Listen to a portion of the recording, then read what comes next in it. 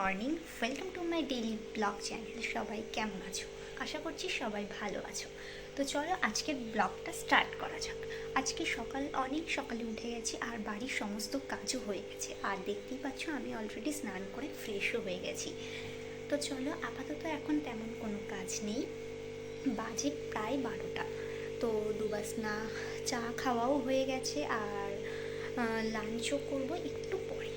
তো চলো, আপাতত তেমন কোনো কাজ নেই। আর আজকে সৌম্য বাড়িতেও আছে, সেই জন্য আপাতত একটু টুকটাক কিছু কাজ ছিল ছাদের উপরে, কিছু ফুল গাছের ব্যাপারে। তো সেই সবগুলো করেছি। তো সেই জন্য আগে সকাল সকাল স্নান টান করে নিয়েছি। আর ততক্ষণে রান্নাও হচ্ছিলো, তো রান্নাটাও হয়ে গেছে।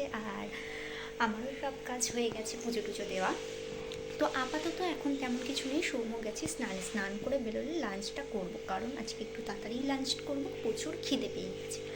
তো চলো আপাতত লাঞ্চটা করে আসি। আজকে আমাদের লাঞ্চে ফুলকপি আলুর তরকারি, একটা কী হয়েছে, লাউ শাক, আর হয়েছে পেঁয়াজকালি আলু ভাজা। আর একটা কি হয়েছে, ওই লাউ শাকের মধ্যে সর্ষে আর কি একটা চাল মগজ দিয়ে পেস্ট করেছিলাম, তো সেটা দিয়ে একটা বড়া মতো করেছিলাম। তো আমি সৌম্যর থেকে একটু খেয়ে দেখেছি, বেশ ভালোই লাগছিলো। আর যাদের ঠান্ডা লেগেছে তাদের জন্য তো খুবই উপকারী।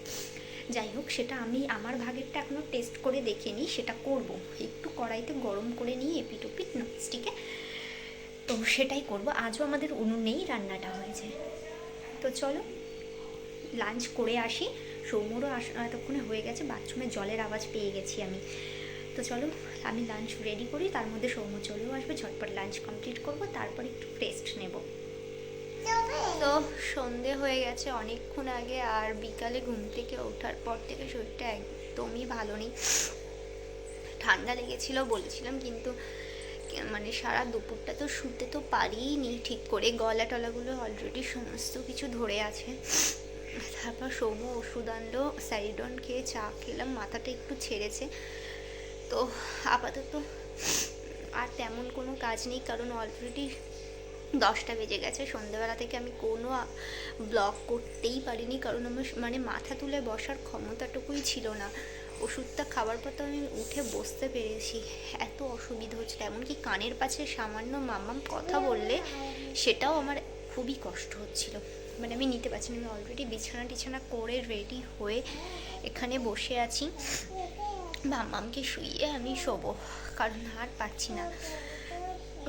ঘাম, ওষুধটা খাওয়ার পর থেকে ঘামও হচ্ছে রীতিমতো, তার মধ্যে সোয়েটারটা খুলে বসলেও ঠান্ডাও লাগছে, মানে অতিরিক্ত কষ্ট হচ্ছে। মানে লিটারালি আমি যে কথা বলছি সেটুকুই যেন আমার কথা বলতে যেন পরিমাণে কষ্ট হচ্ছে। তো আরেকজন এখানে শুয়ে আছে, এখনও কিছু খোলেনি, শোয়ার স্টাইল কি তো মানে জোর করে হাসতে হচ্ছে, হাসি পেলেও হাসতে পারছি না, মানে নাক থেকে গলা এগুলো ধরে আছে পুরো, মানে ঠান্ডা লাগার আগে যেমন হয় না, যেমন ধরে থাকে। তো হঠাৎ করে যে ঠান্ডাটা লেগে গেছে, কিন্তু এতটা বাড়াবাড়ি হয়ে যাবে সেটা বুঝতে পারিনি। জানি না, হয়তো জলের কাজ করছি বা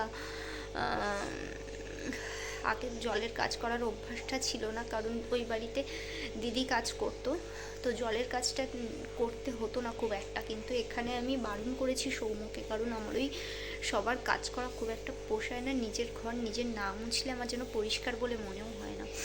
যাই হোক, সেই জন্য ওটা আমি নিজেই করছি। সৌম্য যদিও আজকে বলেছিল যে ও মুছে দেবে, কিন্তু আমি ওকে বারণ করেছিলাম, কারণ আমি না মুছলে আমার শান্তি হবে না। যাই হোক, অতিরিক্ত খুঁতখুঁতানির ফল এটা। কিন্তু এতটাও বাড়াবাড়ি হয়ে যাবে বুঝতে পারি না। ভেতরে ঠান্ডাটা লেগেছিল, কিন্তু এতটা যে লেগেছিল সেটা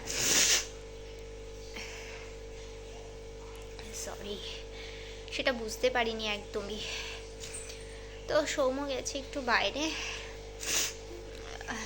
আর ওই জন্য আমি ভাবলাম যে এতক্ষণ আমি সত্যি পারছিলাম না, মাম্মামকে খাইয়ে টাইয়ে নিয়ে বিছানা পরিষ্কার করে দেন আমি এখন বসেছি। তো মাম্মামকেও ওষুধ খাওয়াবো, আর আমিও হালকা কিছু খাবো, কারণ না খেয়ে তো ওষুধ খেতে পারবো না। তো ওষুধ খাবো, খেয়ে একটু শোবো, কারণ আর পারছি না, মানে একেবারে। ওটা কি করছিস তুই? আমার মাথায় মাথার চুলগুলো দেখে মনে হচ্ছে যেন আমি হসপিটালের বেড। শ্যাম্পু মাখাচ্ছ?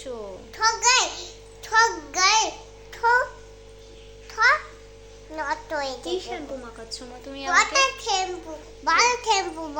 ভালো শ্যাম্পু।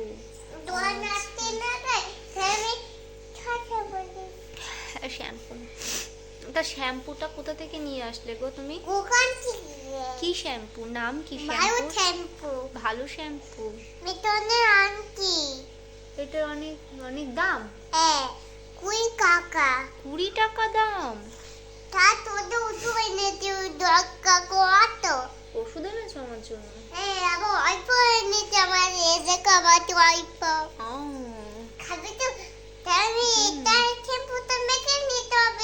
ঠিক আছে।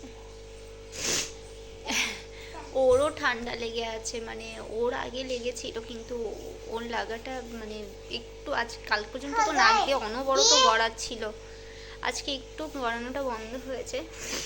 আর আমার আজকে বিকাল মানে আচ্ছা আচ্ছা আচ্ছা, থ্যাংক ইউ থ্যাংক ইউ। মুখে মুখ দিও না, আমি চাইছি না তোমার কাছে নিয়ে যেতে মুখটা। Thank you. আচ্ছা আমি থ্যাংক ইউ বলেছি, কি তুমি কি বলবে বলে দাও একটু। Thank you.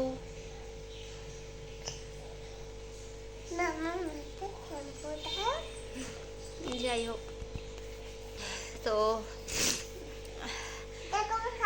কি বলবো আর, মানে আজকে আমি সত্যি নিজের ভীষণ কষ্ট হচ্ছে, মানে ঠান্ডা লাগাটা তো এত পরিমাণে লেগে গেছে হুট করে, আমি বুঝতে পারিনি,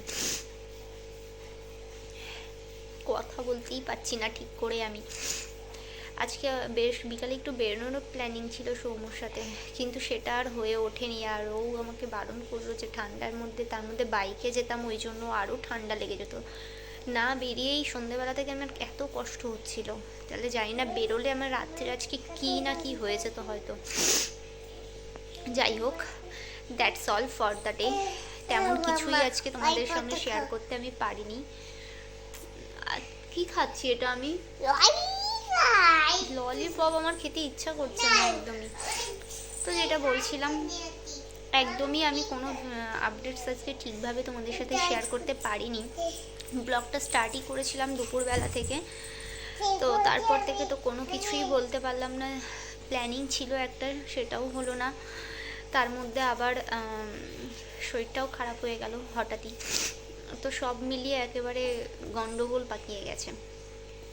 যাই হোক, আশা করছি তোমাদের ব্লগটা ভালো লাগবে। তো ভালো লাগলে অবশ্যই please to like share comment করো।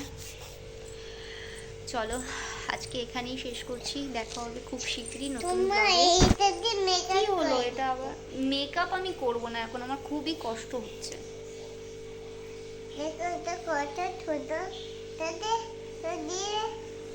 ঠিক আছে ঠিক আছে, চলো চলো। আচ্ছা দাঁড়াও, এই পাশে আসো, এই পাশে, এই পাশে আসো, এই পাশে আসো। দাঁড়াও, আমি একটা কথা বলে নিই তারপরে।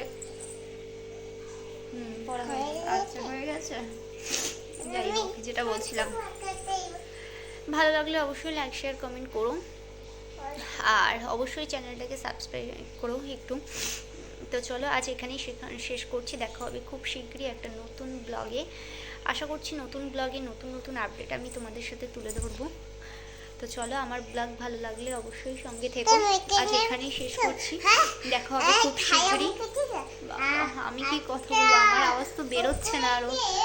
যাই হোক, গুড নাইট, টাটা।